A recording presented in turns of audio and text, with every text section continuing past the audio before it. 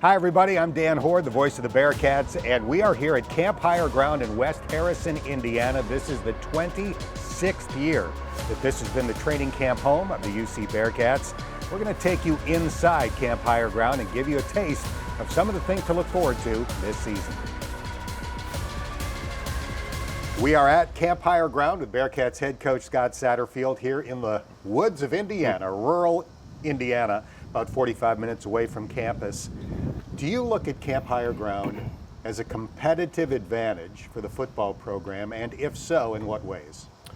Well, I'm not sure that it is, but if it is, I think bringing our team out here and a whole organization, you do become tighter as a football team, and I do think that certainly doesn't hurt. And for us to come out and you're hanging out with them, whether you want to or not, you're eating together, you're working out, you're passing each other, on the streets, and you get a lot more time for walkthroughs and the practice piece of it. So that is a definite benefit, and I think and everybody enjoys that piece of it. I mean, it's hard out here. It's a little bit of a grind and all that, but I do think the camaraderie we're getting with each other is outstanding. I mean, you've got 47 new guys, including several that joined you after spring football. So I would think, in that sense, this opportunity to be kind of sequestered and bonding is probably extra helpful. Yeah, and that was one of our goals through this offseason, is to become a connected football team. I mean, you have to care about the person that you're lined up beside. I really believe that. And the more you care about them, the more you don't want to let them down. And, when it gets crunch time in these football games, and it will every game, you have to be able to lean on your guys. And, also I think when you're a connected team, you feel like you can call somebody out that's not doing what they need to be doing. We have a high standard, and if they're not meeting that standard, I got to let you know. I feel like if you're a closer and tighter team, then you're able to do that a lot more frequently. So yeah, I mean, it's awesome. You mentioned we got a lot of new scholarship players. You got some new staff members. So it's great for all of us to be out here for a few weeks and really, really get to know each other inside and out. Training camp is hard. It gets hot on those practice fields. Are guys just exhausted, and do they crash at the end of practice, or do you have the opportunity for nighttime fun activities? Yeah, I mean, they are exhausted, and we want them to be after practice, but we are athletic trainers and equipment staff and all our support staff do an outstanding job of being there for our guys, getting them right back up. And we have the cold tubs out here. We have all the Gatorades and the drinks and stuff to get them going again. I do think, after we practice, they have the opportunity to go back, relax a little bit, get a meal. And then at nighttime, we come back out. We have some more walkthroughs at night, another opportunity to get together with our guys. And there's a little bit of free time, but not much. I mean, we're out here to work, and our guys know it. They've embraced that. We do have a fun day lined up, the first week, and it'll be this week that there's a pond out here. We get to go fishing. There's a zip line. We have a cornhole tournament. We got that lined up. So there's a lot of fun things that we will do outside of the football, but it's mainly football. In all seriousness, with so many new guys, did you have to just spend some time making sure you knew everybody's name?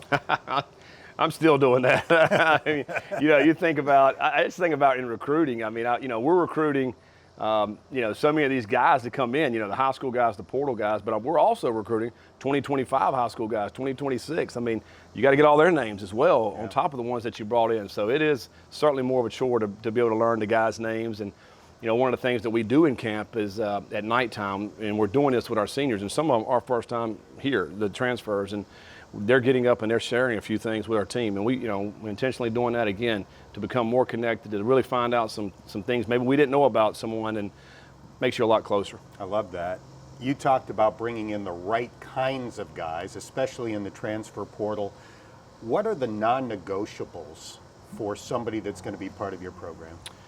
Well, number one, we want high character guys. I just believe if you have the high character, when things get sticky, get tough, that they're going to be able to fight through. They're not going to be playing the blame game, pointing their finger at everybody else. It's everybody else's fault.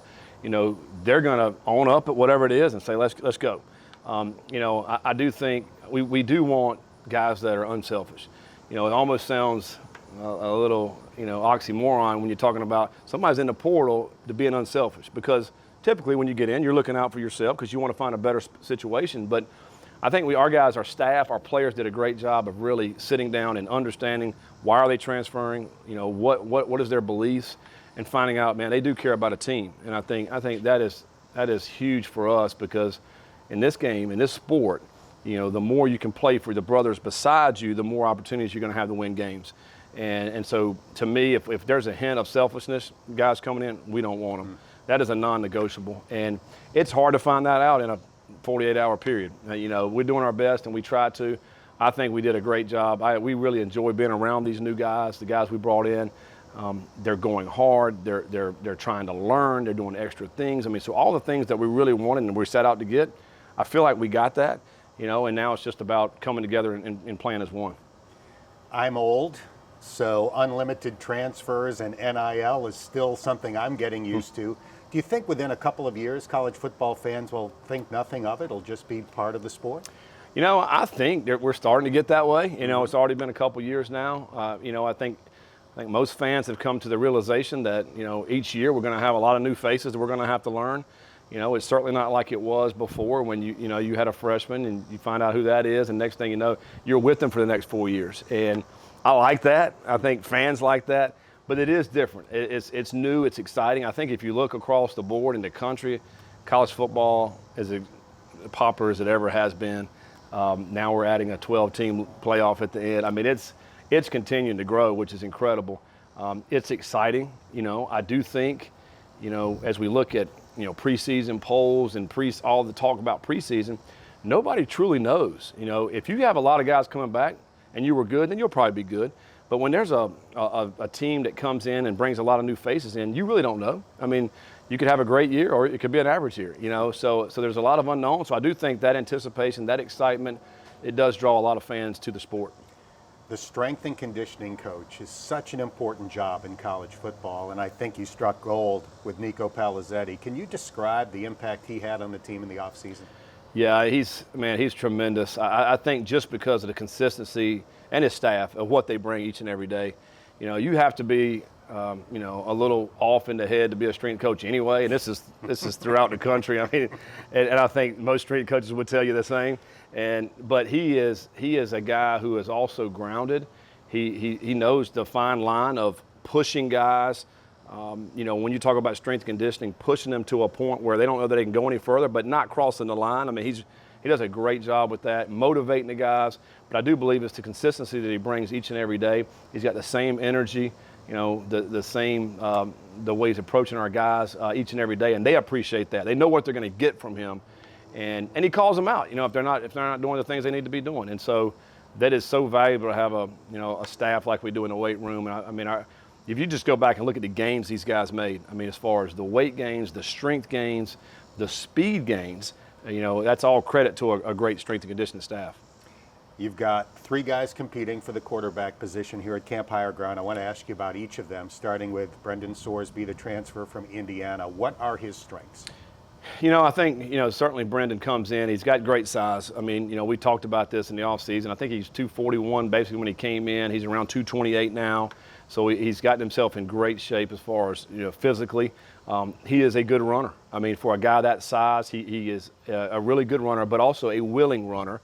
And if you go back and watch some of his film at Indiana, he's trying to fight to get those extra yards. And anybody watches our offense that we like to utilize the Q run game, and so he'll be an integral part of that if he's doing that. So, but he also has a quick release. One of the quickest releases I've been around.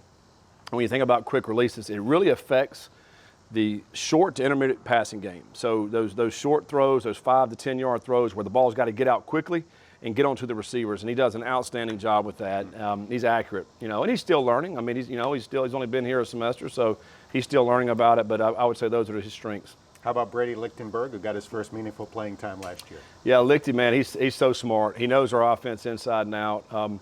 He works his butt off. He's got so much respect from the teammates. They all love him because of what he puts out, the work he puts into it. He's improved from last year. There's no question about it. He's throwing the ball really nicely in camp this year. He is also not scared to run. He will take it down and run as well. Obviously not as big, a quarterback, but, we feel like he knows the offense so well that we can drop anything on him, and he's able to pick that up. And I think when you go back, having been in this offense now for a year and a half for him, he's so comfortable. And I think that's a strength for him that certainly will help him as he moves forward. Then there's true freshman Samaj Jones, who enrolled in January. Evan Prater calls him Little Patty Mahomes because of the strength of his arm. But tell us about Samaj. Yeah, I mean, he's super talented, number one. He has an extremely strong arm. And, he literally just stands there and flips his arm, and that ball can go 70 yards. It's incredible. He also can run, and he is a true dual-threat quarterback. I mean, we've talked about this in the past. When he got here in January, he did 225 on the bench 17 times. That's incredible. We've got linebackers that don't do that.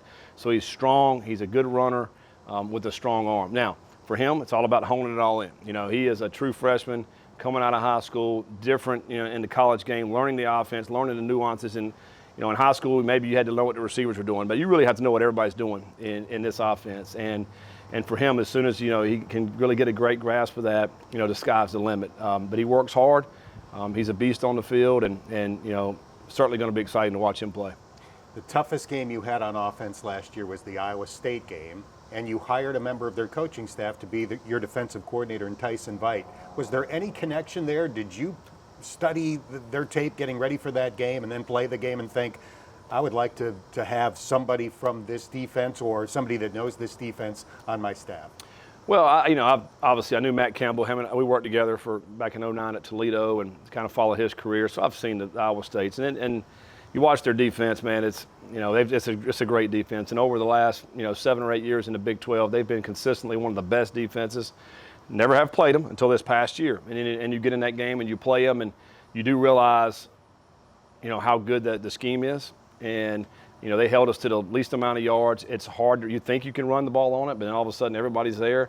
And then, okay, well, maybe we can throw it. Well, then they're dropping 8. I mean, there's nowhere to throw it. So they did a great job with that. The thing that I really like about it, too, is the fact that, if Iowa State gets up on a team, it's hard for that team to come back because you start pressing a little bit and then they create turnovers. It's a really solid scheme. And Tyson, after interviewing him, extremely smart, knew the defense inside and out, has been a part of it, knows the Big 12, knows this league, knows these offenses in this league. And having interviewed him, I thought it was a no-brainer. And he's been outstanding. He's come in here and, we've really, rallied our defense, and it's been fun to watch. And I think, we'll be an improved defense. I mean, obviously because of the players we brought in, but also the scheme that he's bringing to the table, I think will certainly help our team. I think most of the people watching this are familiar with Luke Kandra, your All-American right guard out of Elder High School. But the left guard, D'Artagnan Tinsley, who started out at the NAIA level, is also an NFL prospect. How good is that tandem, and how significant are those two guys in your ability to run the ball pretty much on everybody? Yeah, they're outstanding. And I think, DT was a guy we kind of was unknown to us last year when we came in. Obviously we knew Luke because Luke played for us at Louisville, but having both of those guys at the guard position, man, you feel really good about running the football right behind those guys. They get great push. They're super talented. As you mentioned, the NFL, all these scouts that come out here, every single one are looking at both of them. I think they're certainly going to get their opportunity to play at the next level. They have some great length. They have some great size. They got strength. They're exactly what you want at that position.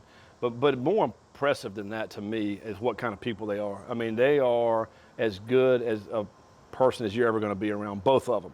And they're very coachable. You can coach them hard.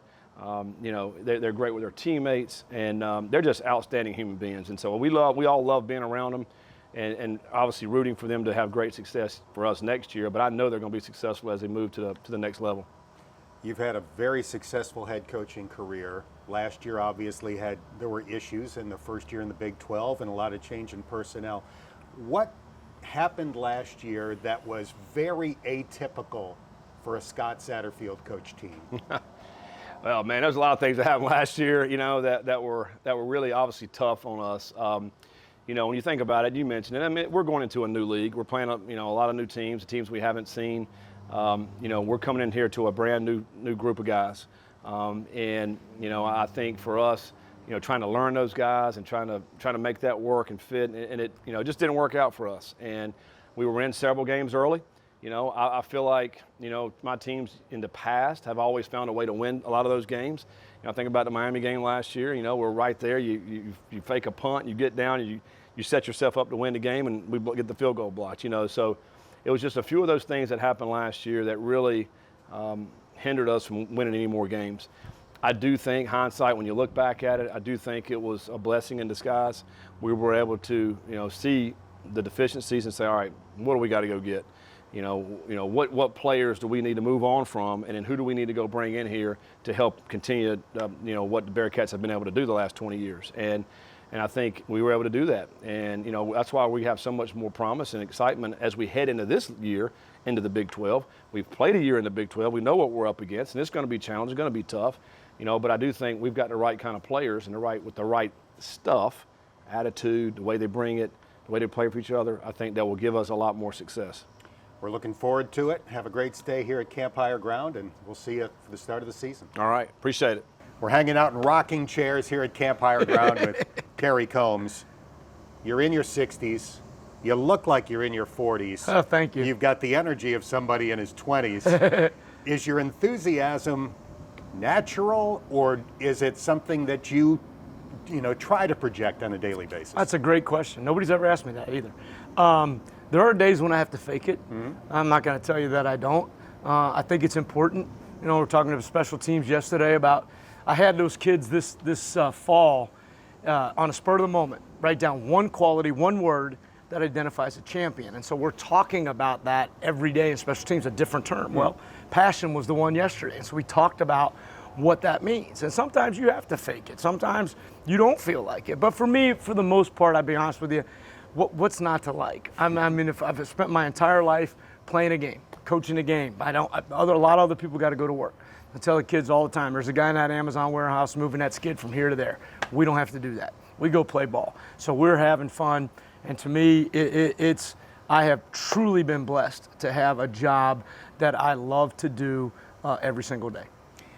I think you could have probably been very wealthy as a salesman. I mean, you're doing fine as is. Yep. But you just alluded to it. Is there another job in the world that you would enjoy nearly as much as the one you have? Well, I can't imagine what it would be, to be honest with you. Now, I love teaching school. I loved high school kids. I was an administrator. I love that. I haven't gotten up out of bed a day of my life not looking forward to what the day had to bring. If they said we're not playing football anymore in America or in Cincinnati, I would find something that I love to do. But I hope I don't have to do that just yet. Yeah, we hope so too. You coach your guys hard. Yeah. Relentlessly. Yeah. But they seem to love it. How do you find that balance? Well, I tell you, they don't love it all the time, and it's hard on them. And I ask them, like I asked Willie Goodwin yesterday. I said, "You want me to quit coaching you hard?" I said, "You want me?" Because you can see the face. We're out here in the middle of the woods. It's a miserable experience for everybody. I don't care what anybody says. It's miserable, Dan. And he's getting yelled at and screamed at, and it's like you can see it in his face. He said, "No, Coach. That's why I came. That's why I came." I tell them when I recruit them that I'm going to coach you hard. I think the portal world's a little harder for those kids because I don't get to spend as much time preparing them for what it's going to be like. But to be honest with you, you probably don't have to. You don't have to grind them quite as hard. A freshman kid, first-time experience, away from home. This is hard, and I'm hard on them. But I tell them ahead of time it's going to happen. I think they see light at the end of the tunnel. I would like to think that we also celebrate the good things that they do. So it's not just always getting after them. It's also hugging them and high-fiving them. And I think they feel really good about making good plays. I want to go back to 2007. Wow. You got it rolling at Coleraine. It's one of the best programs in the state. I think you'd won 7 straight league titles or something like that. And Brian Kelly calls. Yep. What was the pitch? It was actually 2006. I was at my daughter's, my 7th grade son's basketball game. Phone rings. I had never met Brian Kelly. He said, "Kerry, this is Brian Kelly." He said, "Just got to town." Of course, I knew that. He said, "I got a job open coaching the corners. I want to talk to you about it." And I said, "Coach," I'll be honest with you, I got a great job. I love what I'm doing. I never really had a plan to coach college football, but I really appreciate you calling. He said, "Well, I'm not offering you the job. I just want to talk to you about it." So that was strike one. So I laughed, and he said, "Well, listen," he said, "I heard you know everything about Cincinnati, and I'd like to talk to you about Cincinnati. Why don't you come down to the office?" So we set that up for the next day. It's a 4-hour conversation. I really liked Brian. Brian has a big personality, as you know. He's a very likable guy. And he called me back the next day, and without going into a lot of details about that conversation, he made a pretty good pitch. And my wife and I sat down and talked about it with each other and then with our 3 children. And we were fortunate at that time. None of our kids were in the high school. My daughter was graduating. My oldest son was already at Miami of Ohio. My youngest was in the 7th grade. So the timing was right. And to be honest with you, in 2006, we got beat in the Final Four. I thought I got out-coached in that game. I thought we should have won. I thought we should have won the state. And I felt I was really frustrated about that. I didn't think I did a good job. And so I think, God was telling me it's time to maybe take a look and do something a little bit different. And so that's why we did it. I've asked you this question before, but I'm going to ask it again because I think your answer is interesting. And if people haven't heard it, I think they'll find it interesting. Cincinnati has tremendous high school football. Yep. You try to convince a lot of these guys to stay home and play at UC. Describe your approach with them and their parents. I'll tell you this. What I tell a kid in Cincinnati is that you will play better in Nippert Stadium than you will play anywhere else in the country. I believe that with every fiber of my being. And they always say, well, why? What's special about Nippert Stadium? And I said, listen, it's wherever you go, wherever you play, wherever you're at, you're never going to have as many people who know you as the people in Nippert Stadium. You're from Cincinnati. And I said, and here's what it does for you. And I share with them this experience that happened to me. I was coaching at UC and hadn't been there very long, and I had to go get a prescription for my wife. I had to leave, go to Kroger's. That's where we get our prescriptions. So I'm probably not allowed to say that. But I go, and the parking lot's full. It's pouring down rain, and the parking lot's full. And I don't have a place to park, and I got to get it because I got to get back. I got to get it. I got to get back.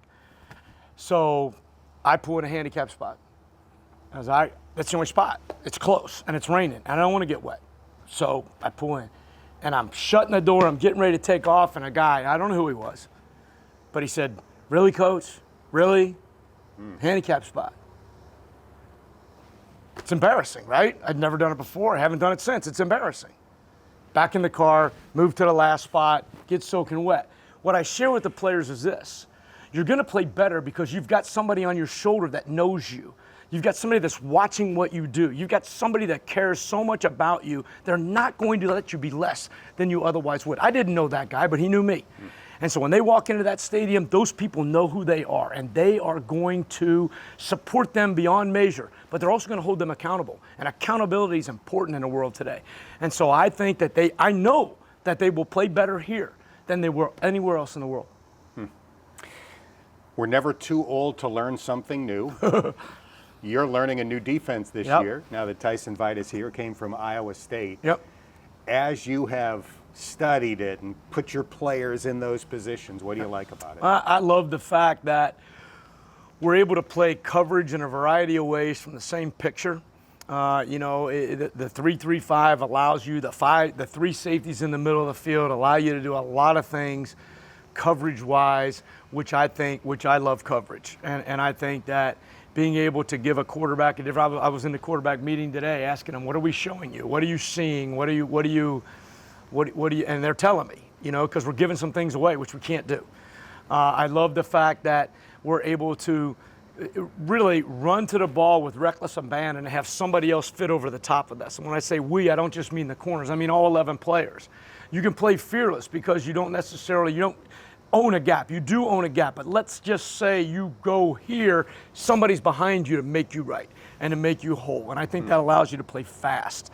I like the way Tyson is approaching things. Tyson is an excitable guy. He's yelling and screaming, and I'm teasing him and making fun of him about that all the time. But he's getting after guys every play, and I love that about him. I think our energy is really good, and it's simple. We're not making a ton of mistakes. We're in day whatever it is at camp, and we don't have 7,000 defenses in. We got a handful, and we're going to play those really well before we go on to the next thing. And I like that too. You're the special teams coordinator as well. Mason Fletcher was an All-American 2 years ago, played through injury last year, still did well. Now his brother is here, Max, who came from Arkansas, where he was all SEC. Does the presence of Mason's younger brother elevate an already great punter to an even higher level? You know, I think they're very comfortable being together, and I think that gives them opportunities to talk about technique. I would be lying to you, Dan, if I said to you that I talked to spend 1 minute of one day talking to the punters or the kickers about their technique. My job is to give them a pocket to punt the ball in or an opportunity to kick the ball through the uprights. So I don't spend time on technique. That's not what I'm good at, and I'm not going to muddy their water. They have their own coaches. Well, now Mason and Max have a mirror image, right, to bounce things off of, which I think makes them both very, very comfortable. Max is going to be phenomenal, and it's very exciting to have him here. We are set at that position for a good long while, and I think it gives Mason the opportunity to see another way that the same body type is doing the same job in a little bit different way, and I think that's going to do nothing but make him even better. And it's a lot of fun. I don't understand them all the time. You think I would, but Australian is not English. I don't care what anybody says. So we work our way through that, but I love the two of them. I'm really glad they're here. You got your kicker back as well, Yep. Carter Brown. Yep. 2 college seasons. He's made about 80% of his kicks. He's made all of his extra points. What's the next level for Carter Brown? We got to go above 80%, and we got to lengthen ourselves. You know, he missed a 55-yarder at the end of practice yesterday, and the reality is if we get in a situation where we have to have that kick, then we have to have it. We got to make it. We're only going to kick a 55-yarder if it's the end of the half or to win the game. So it's got to go through the uprights. It's not one of those things, hey, nice try, heck with that. So we got to lengthen, and we got to improve our accuracy. 80% is not going to get it done. He's good now. I really like Carter. He's good. But in my world, you know, we got to be plus 90, and the only ones we can miss got to be long ones. And then I would say that, of course, the one block was devastating to us last year, and so those are things that cannot happen here. And I think he's going to have a great year. I really do. Of all of my guests here at Campfire Ground, I suspect you will rock in the rocking chair the most. Oh, is that right? I'm loving it. I'm going to take it home with me. Whoever's next has got to sit in a folding chair because I'm taking this back. Always appreciate your time. Have a great season. Thank you, man. Appreciate you. Thank you. We are at Campfire Ground with first-year Bearcats quarterback Brendan Sorsby from Denton, Texas. You spent the last couple of years at Indiana. How'd you wind up there from Texas? You know, so out of high school, I wasn't the most highly recruited player, and you know, a couple coaches took a chance on me at Indiana. It was my only Power 5 offer at the time, and you know, I went and visited, and I knew it was the right place for me, and I took it. You started the final 6 games of the year last year for the Hoosiers, and seemed like you were getting better and better and better as the season went along. Big game against Penn State with 3 touchdown passes. You beat Wisconsin at home. What did you gain most from that experience last year? I mean, you kind of just said it right there. Honestly, just the experience of playing, being out there was huge for me. Getting to play in a lot of different atmospheres was really good for me. You know, obviously the Penn State one was an insane game. You know, the environment was crazy. Yeah, you know, just getting out there, getting reps in game is massive for the improvement of a quarterback, I feel like, and I'm excited to carry it forward going on. So, you know, I'm just ready to attack this year with everything that I've learned so far. You entered the transfer portal at the end of the season. Why Cincinnati? You know, I just felt like it was the right fit for me. I had a couple different opportunities, but, you know, really just the staff, everything that they believe in, I felt like it meshed with me perfectly. I feel like they're going to use me the right way, and just it fits my play style and everything. And I just, you know, I feel like I can thrive here, and I feel like we can get Cincinnati football back to where it needs to be. I've been told that after you decided to come to Cincinnati, USC made a late bid to maybe change your mind. Was that true, and was it flattering? Yeah, it was true, but at that point I was already in Cincinnati. Wasn't going to entertain it at all. Like, you know, like I said, like I knew Cincinnati was the right fit for me, and nobody else could change that. So when I've asked the UC coaches about you, the first thing that they always mention is your competitiveness. And they even point out plays at Indiana where you're trying to, you know, run people over, lowering your shoulder and running people over. Is that the word that you would most like to be known for, competitiveness? Absolutely. I would like to be known as a competitor, and, you know, I'm going to give everything I have for my teammates. Like, I would love to be known as that by my teammates. And, you know, I could have probably done a couple things different at Indiana as far as, you know, maybe sliding a couple times here and there, but it fires the big guys up, especially up front, you know, whenever the quarterback goes and lowers his shoulder, you know. So I don't regret any of it, but definitely could probably be a little bit smarter. Well, when I hear that, I get Josh Allen vibes. Is that a good comp? You're not Josh Allen Yeah, yet. obviously, Hopefully someday no. you Josh will be, Allen but is an that the unbelievable style player. of play? Yeah, I definitely feel like, I try to.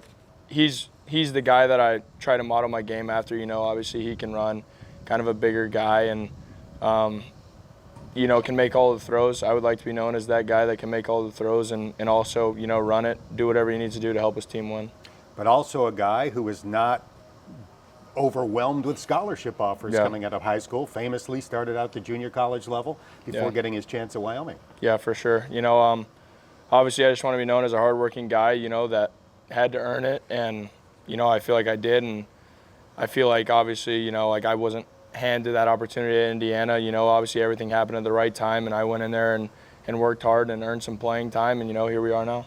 You've dropped weight since coming to Cincinnati in January. Big smile on your face. Was it difficult, and do you feel it out on the field? Oh, 100%. If we were doing this back in January, I wouldn't have been able to make it through. Obviously, I probably dropped around like 15 pounds or so, trying to lose a couple more. Obviously, just putting muscle on and all that good stuff. It wasn't truly hard. Obviously, Coach Nico is doing a great job with the strength program and all the other pieces that go into that. But it's been a blast this offseason, and I just can't wait to put it to good use. You're listed at 6'3", 228, but you were a late bloomer physically, correct? Yes, sir. Yes, sir. I was about 5'3", probably 160 pounds my freshman year of high school. Obviously it all happened late, probably like 5'11", going into my junior year. Like going into my senior year, I grew probably about a little bit short of what I am now, obviously, and that was huge, because if I was still that freshman guy, I wouldn't be here, that's for sure. So, all glory to God on that, and blessing me with the many attributes that I have now. All right, ninth graders, if you're 5'3", you got a chance. I promise you have a chance. So you're one of 3 quarterbacks competing for the starting job here at Camp Higher Ground. I want to ask you about the other 2. Let's start with Brady Lichtenberg. What do you admire and respect about him? Really smart. He knows the playbook like the back of his hand. Obviously, he's been a huge help for me learning the playbook, and just the way that he reads defenses and everything. Like, I'm always trying to pick his brain and try to figure out what he's thinking in certain plays and all that stuff. I feel like he has some really good attributes to his game, and he's been a huge help for me. Then there's freshman Samaj Jones, who is bursting with potential. Yeah, he's got an absolute cannon on him. Obviously, just like the rest of us as freshmen, you obviously get the playbook thrown at you. He's done a great job with that, and he's continuing to learn, and he's got a big arm, like I said, can make all the throws on the field, and he's got a great future ahead of him. Bearcat fans are going to get their first look at the new defense under coordinator Tyson Veit, who came from Iowa State. You're facing it on a regular basis. What's the challenge from a quarterback's perspective of facing that 3-safety, 3-3-5 defense? It's tough to see what's coming. Obviously, you can kind of, we've been going against them now for 5 months probably with spring ball and now fall camp. But, obviously whenever you're out there against them every day, you can kind of pick out little bitty things that can tell you what's going on. But it's tough. Those guys are good back there, and, we have a good D-line, good linebackers, good secondary. So I'm excited to see what they can do this year, and it's going to be a fun year. Your deep ball appears to be one of your strengths based on what I've seen so far. Is that natural, or is that something that you've really worked to develop?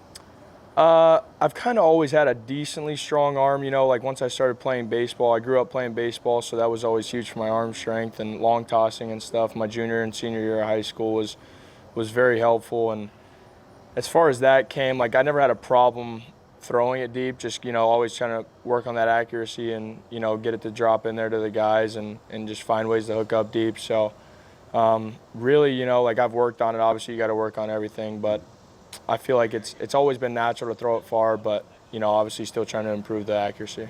Yeah, you've got to have the arm strength, Yeah. but you also seem to kind of visualize it well to me. The height, the proper trajectory, the timing. It seems like that part of it is kind of a natural gift for you. Yes, sir, for sure. I just feel like whenever I'm out there, I don't know what it is. I just feel like I have a really good feel for the game. I don't know. Like I said, could just be out there playing, just having fun with it. I feel like I have a really good feel for the game. Last thing, you've been a Bearcat since January. What do you like so far about being part of the Cincinnati program? really just the culture that we've built, the guys that I'm around every day. You know, I love coming in. I'm having a blast with it. It's been a great time, and like I said, I keep saying it over and over again, but I just can't wait to get to work with these guys, and really going to be a fun season. Have a great, healthy camp. We appreciate your time and have a great season. Thank you very much. Our timing is good for this visit with Brady Lichtenberg because it is your 22nd birthday. How do you feel about spending a birthday at Camp Higher Ground? I mean, at this point, I don't know how to spend a birthday other than at Higher Ground, so it just feels normal to me. I imagine at this point it does. For those who don't know, explain the Lichtenberg legacy in college football. Yeah, so my grandfather played fullback at Louisville. I don't even know what years, a while back, and then he was a coach in college, offensive coordinator, multiple stops like Iowa State, Ohio State, Notre Dame, and then was the head coach at University of Maine for a year, and then he went and coached at Ohio University in Athens, where he coached my dad, who played quarterback for him. So I've had a lot of experience with football growing up, so it's been good. Was it kind of understood? I mean, was a ball in your hand from birth that you were going to play football and be a quarterback someday? Yeah, I mean, it was never forced upon me, but from day one, there was always a ball in my hands and something that I loved, especially just watching games and just having good family time with football. And I mean, it's always been something I've really clicked with, was the sport and how valuable it is to on and off the field with lessons. So, yeah. You're from Toledo. You were a 4-year starter in high school. How do you lead a team when you are a 145-pound ninth grader? Yeah, that's a little difficult. I think you have to earn respect just through, at that age, just kind of keeping your mouth shut and just going to work. At the time, we had a lot of Division I football players on the team, so it was more leading by example other than with words. And then towards the end of the season, you get the confidence to, speak your piece. And it was definitely trial by fire, but I think in a lot of ways in life, that's the best way to learn. You got here in 2021, Desmond Ritter's senior year. What were the biggest lessons you learned from him? I think with him, like, his greatest attribute, and obviously he has a lot of good physical attributes with his size, his speed, and his arm strength, but his greatest attribute is his leadership. And I think it's apparent from day one, the way he handled everything with football. And like when young guys were playing in practice and his day was done, he was still out there coaching everyone up, making sure I knew what I was doing on the field when I was a freshman with a new offense and everything. So I think like the biggest compliment I could ever give Des was how good of a leader he was. You got your first meaningful playing time as a Bearcat last year. How did it help you? Helped a lot. You can only get so much out of practice. You can obviously get a lot, but being in the heat of the moment on the field is a completely different animal. And it was good being out there. Felt like it was a long time coming, and definitely gained a lot of confidence through that. And I think it's allowed me to have a good off season and have a good start to fall camp. So definitely taking lessons I've learned from last year and along with the other years where I wasn't playing. You're listed at 6'1". Brock Purdy is listed at 6'1". Pro Bowler, one of the better quarterbacks in the NFL. Is that a good comp for what you want to be? I mean, if I can get that comparison, I'll be very happy. He's obviously a very good quarterback, and I think from the physical side of things, that's definitely, like, on paper-wise, looks pretty comparable. But like, I think like the best things that he does is just his anticipation, the mental part of the game from him, and obviously he wasn't a high draft prospect coming out of Iowa State, but he's made a pretty good living out there in San Francisco. So if I can get compared to him, that's awesome. You're one of 3 guys competing for the quarterback job here at Camp Higher Ground. I'm going to ask you about the other 2, starting with Brendan Sorsby, the transfer from Indiana. What do you admire about him? Sorsby, he's just a great guy. He's a good guy to be around. I think it's easy at the quarterback position, since only one plays, to want to not hate the other guy, but not like him a bunch. But with him, it's impossible to do that. And I've been lucky enough in all my years here with the competitions and stuff that the quarterback room has always been awesome. So the relationships within the room is always great, and it's no different with him. And he gelled well with the team right away and with myself right away. And I mean, we roomed together and good conversations in the room. he's definitely one of my better friends on the team, and he's only been here however many months. So I think just the way that he's handled himself, and he could have came in and just tried to have like a big ego about everything, but he's really gained my respect and everyone else's respect on the team by just putting his head down and grinding. Then there's true freshman, Samaz Jones, oozing with potential. Yeah. What kind of ceiling does that kid have? I mean, the ceiling is very, very high. He has everyone knows he's a big arm. He's athletic, he can move. And obviously when you have those physical traits, there's a lot to be excited about. And another thing that's good about him is he's eager to learn. As a freshman, like, everything's moving very fast from when it was to high school, and you make a lot of mistakes, and that is what it is. Like, that's part of being a freshman in college football. And I think he's handled everything great. He had a really good spring. He's having a good fall camp so far, so I'm excited for his future for sure. You're facing a new defense on a daily basis. From a quarterback's perspective, what makes the 3-3-5 so hard to compete against? I mean, the hardest part is just there's 8 guys in coverage, there's a lot of downs, and when there's 8 guys in coverage, there's not much field to work with. And another part about the defense is they do a great job of disguising stuff, so their base looks a lot like all of their other coverages too. So I think Coach Veit really has them in order and ready to go for the season. It's annoying to go against, but it's good. I think regardless of your role, you are considered to be one of the big leaders on this team. How much of a point of pride is that for you? It's a big part of pride for sure. Going to my 4th year here, I love Cincinnati, love the team, and I think, with whatever happens with the competition, like, I just want what's best for the team. And if that's me, it's awesome. I obviously want that, but if it's not, then I'm not going to have a pouty attitude about it or anything, and make sure that whoever is the guy is going to be supported by me and the rest of the teammates. And I think that's big for every position, because I think it's easy to, be happy and go lucky when it's the start of camp and you're feeling good about everything with your situation. But then once something hits the fan, then a lot of times people like to, just get inward with themselves and just care about their situation. I think that's when all the off-season stuff we've done comes into place, and buying into the team inside yourself takes over everything. Happy birthday. Have a great camp, and have an awesome season. Thank you very much. Thanks, Brady. Appreciate it. A chance to visit with Bearcats defensive line coach Walt Stewart. A couple of years ago, your former teammate, Travis Kelsey, tweeted the following: "One of the best leaders I have ever played with," obviously referring to you. I'm guessing you saw that. What did it mean, and what's your relationship like now with Travis Kelsey? That means a lot to me. We were part of the same recruiting class, and I had the opportunity to play with a lot of really good players here, and to see his growth and maturity over the years, and see where he's taken his game and his leadership, it's been fantastic. And right now our relationship is pretty distant, I would say, just because of all the stuff that he got going on. Busy. He got a lot going on. So, but any chance I get to see him or talk to him, I make sure that, that we stay in touch here and there. But, he's special dude. You need to take advantage of backstage concert passes. No doubt. Yeah. Walt, I want to turn the clock back to your playing days. I have it in some old notes from your Asheville, Ohio days that you wore the number 11 in high school. Yeah. Because you were one of 11 guys on the team. Was that literally the case, or do I have that wrong? Well, I can't remember. I can't remember. I did play both sides of the ball back then, and I've always at least felt that I was a team player. So that was a number that was pretty special to me.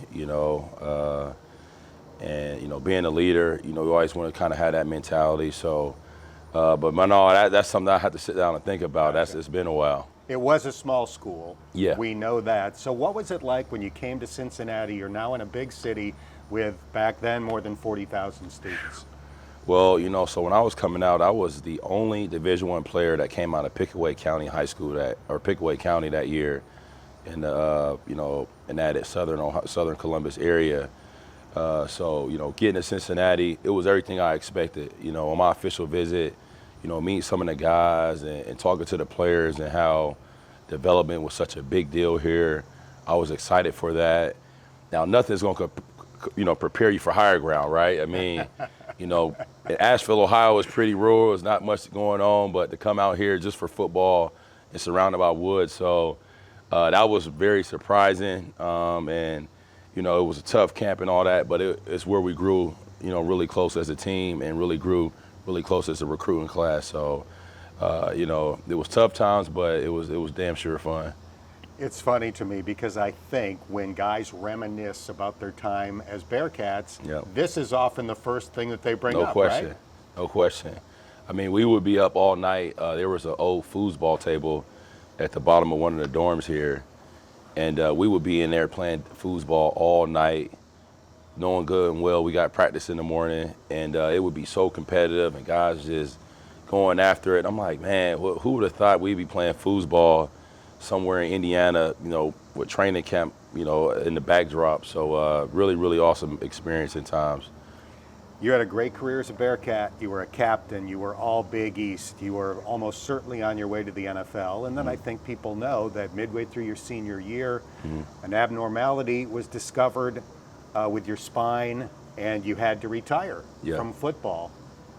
How did you overcome that? Because it seemed to me back then and since, you always maintained a very positive attitude about the whole thing. Yeah, well, I've been through a lot in my life, my time here on this earth, being a foster kid and moving around different cities and everything like that. So, when all went down, back in the day, it was just another opportunity to grow. It was difficult, at first, but knowing what's at stake, finishing the season out and everything like that, and being the team captain, you just wanted to, leave it the right way. And, luckily we were able to still, get a championship and win a bowl game and so on and so forth. But, back then with Coach Kelly and Coach Jones, they built some really tough teams and some really tough guys. So I'm just really a product of that, really.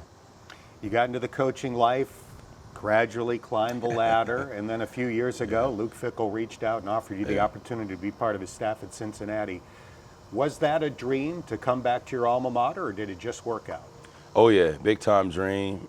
Big time dream to have a chance to wear the colors again. And any chance I get, I'm always appreciative that Sat, kept me around here. A lot of pride to wear the C-Paw still, and coming here with the vision to help the program grow, through this Big 12 journey. That's a goal of mine. And, that's why I'm here to help us push this thing over the top. Let's talk about some of the guys in your group, beginning with Dante Corleone, hopefully making a rapid recovery from the blood clots that were discovered, and we all hope that he can play early in the season. What do you admire about the Godfather? It's just work ethic, man. His work ethic. A lot of people don't know, Dante was 350-something pounds, Power Plus as a freshman. And when I was getting here, it was, going into his redshirt freshman year. So he put in a lot of work behind closed doors. A lot of early mornings on the bike, a lot of late nights on the bike, a lot of post-practice sessions, working on footwork, a lot of meetings, working on his football intelligence, just growing as a person and as a man. He's put a lot of work in. So his work ethic is definitely, one of the best that I've been around for sure.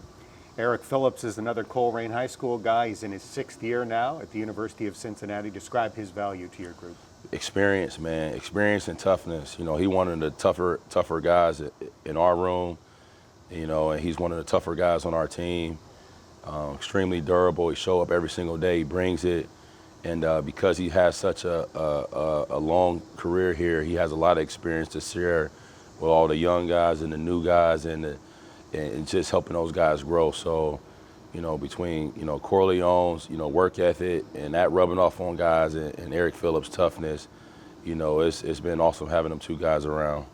Based on everything I've heard, Jalen Hunt had a great spring. Oh, yeah. What stood out to you? Well, he's in shape, and he kind of got outside of his comfort zone. He's naturally a quiet guy, which is fine, but, he started to kind of, step outside of his comfort zone a little bit more leadership, and he pushed himself to kind of, match what Briggs did as far as just the leadership and the maturity. And, you know, I give him a lot of credit for that, you know, coming from, you know, his previous school and coming here and, you know, getting outside his comfort zone and really challenging himself in those ways. That's been awesome to see. One of the newcomers is Darian Varner. Oh, yeah. You two go back a long way. That's right, yeah. You Yeah. recruited him at Temple, right? Yeah, so, you know, Varner, man, I guess I've been knowing Varner since he probably 16, 17 years old. Had an opportunity to recruit him out of Norfolk, Virginia. He's a state champion. You know, he was a captain back then. Hell of a football player, really good kid, you know, and us being able to get back together again is pretty awesome. His family, got some family from Northeast Ohio, so we've always had a good relationship, and I'm fired up. I get a chance to help him close out his senior season. One of the more recent additions is Harris Adams, who joined the team after the post-spring football transfer window. Did he address a need? Yes. You know, you get you some size. You know, Harris probably has about 33.5, 34-inch arm length. So he's a big guy. He's powerful. You know, high football intelligence. You know, he's going to provide some depth for us.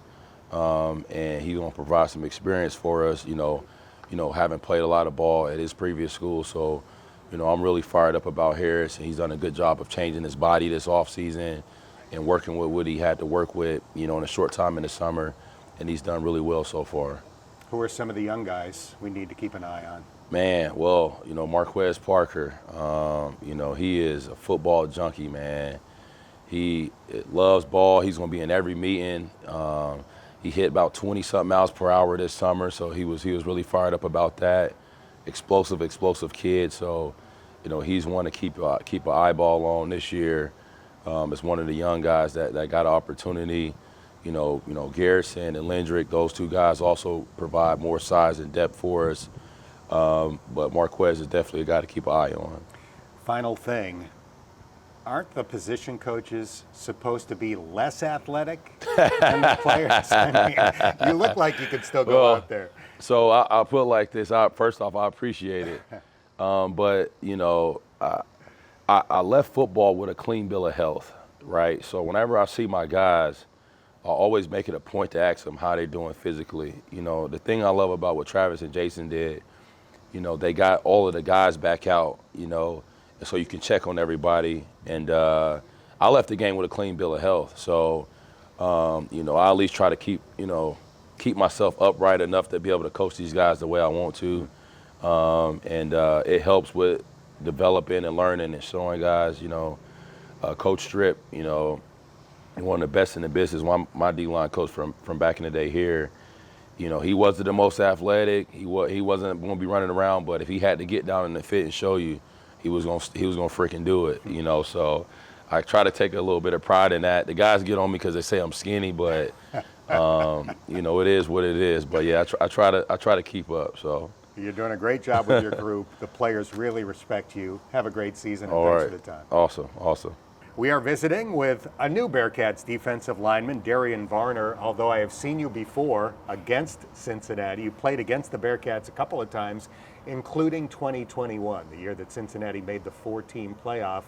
Describe what it was like to compete against Desmond Ridder and Alec Pierce and all of those great Bearcats. I mean, that team was loaded. Came in here to a sold-out Nippert Stadium Friday night. It was a crazy atmosphere, and talent was everywhere from offense to defense to special teams. Talent was everywhere, and they handled it to us pretty bad. I'm not going to lie to you. I'm going to be completely honest with you. It was just crazy. When you entered the transfer portal, did the atmosphere that you experienced at Nippert have anything to do with your desire to come to Cincinnati? I mean, honestly, yes. Nippert Stadium is crazy. First thing I remember when I talked to Coach Stewart was coming here, playing here, you're going to have a sold-out game every time, and it's going to be crazy. The student section goes crazy, and it's a great advantage when you got home field advantage here.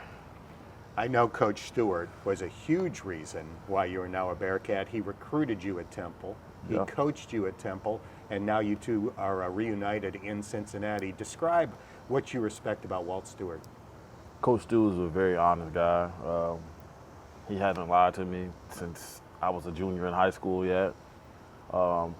Great guy outside of football, man. He's very passionate, and it doesn't get too better than that. He's one of the best coaches I've had. He's a great guy. I mean, he's very passionate about it, 24/7. If he sees something, he's gonna say something about it. He's gonna be honest. He's gonna get the best out of you and everybody else. So I really respect Coach Stewart a lot, man. He's a great guy, man. I'm really glad I'm here with him. You played really well at Temple a couple of years ago. You were first team All-American Athletic Conference. Then you went to Wisconsin, but you were playing through injury last year, correct? Yes, sir. What happened? At the end of my career at Temple, I had a Liz Frank injury and was out for the whole off season. And then didn't play the first game of last year, Buffalo. Didn't play that game, but I played for the rest of the season. You know, just getting myself back into it. You know, wasn't quite myself at all, and just pushed through some things. You know, I wasn't really comfortable with sitting out, to be honest with you. So I think it was something that, you know, still lingered in the air a little bit, but I think I'm back to normal now. Like, I finally can be myself, play how I want to play, you know, with no strings attached, just go. Let's talk about some of your teammates on the defensive line, beginning with Dante Corleone. Hopefully he'll be cleared to play in games early this season. What stands out to you about the Godfather? He's the same guy every day. I have never seen a different Dante. He's the same guy every day. Very passionate, hard worker. When I first got here, me and him were lifting together, and every day we were working. And he's trying to see how far I can go, and I'm trying to see how far he could go. So he's a very passionate guy. He's a very hardworking guy. I haven't seen him have a bad day yet, and he's not even practicing. I haven't seen him take the foot off the gas yet. Jalen Hunt is a guy who worked very hard in the spring to be ready for what he hopes to be a breakout season this year. What have you seen out of him? Jay Hunt, man, that's my guy, man. Smart. Smart. I tell you, he knows football. He knows football, and he's the guy that's elevating everybody else around him. Also, everybody in the room can learn from Jalen. He knows a lot, and I mean, he's the same guy every day too, man. He's gonna come ready to work every day, and you know, he's a vet, man. He knows football. He knows how things should go. He's a guy that sticks out in the room. Watching film, you're just watching him play. You can learn from him no matter how much football you played. You're in a defense that typically has 3 down linemen on the field. What are the challenges of playing in this 3-3-5 from your perspective? For me, I think honestly, the challenges of being in the 3-3-5 is a consistent pass rush. But I think we have the tools and we have the people in order to get a consistent pass rush going. We got Dante, we got EP, we got Jay Hunt, we got a lot of guys. I think we have the right amount of pieces in order to get that thing over the hill. We've heard how you guys were challenged by strength and conditioning coach Nico Palazzetti. Was it unlike anything you had experienced before? No, I mean, Coach Nico, I love Coach Nico. He's a crazy guy. He's pushed me, and I'm pretty sure everybody can agree with me on this. He's pushed everybody to a point where they've never been before. And it was great. And I think we all needed that, especially coming to higher ground. We've already been pushed to a limit where we have never been before. And it was great, though. Like, psycho. He's psychotic, man. He's psychotic. Psycho is a compliment in this case. Yep. So a couple of years ago, you had 3.5 sacks in a game. What's that like when the other team simply can't block you on a day? Personally, it feels great, but then the people around you, they can take something from that also, because now everybody else can go eat too. So it just opens up a lot of opportunities and for everybody on the defense, not just myself. I mean, if I go have one of those again, I guarantee you somebody else is going to have 3 that game too. So that's just how it goes. What do you like about Cincinnati so far? The city, first off, I mean, Cincinnati's a good city. You got plenty of things to do outside of football. I mean, I done roamed around and went on walks before and all types of stuff. I done been to a couple parks and walked around. Haven't been to the zoo yet, though. But Cincinnati is a great city. I think when it comes to sports, not only just the NFL and college, but I think it's very passionate. I think everybody, they show a lot of love to the players around here, and I've noticed that when I go places and I have on Bearcat gear, people always speak, and they always say, "You a Bearcat?" I'm like, "Yes, I actually am." And they're like, "Okay." Everybody likes to speak, and I like that. It makes me feel very comfortable. We're glad you're healthy again. We're glad you're a Bearcat. Have a great season. Thank you.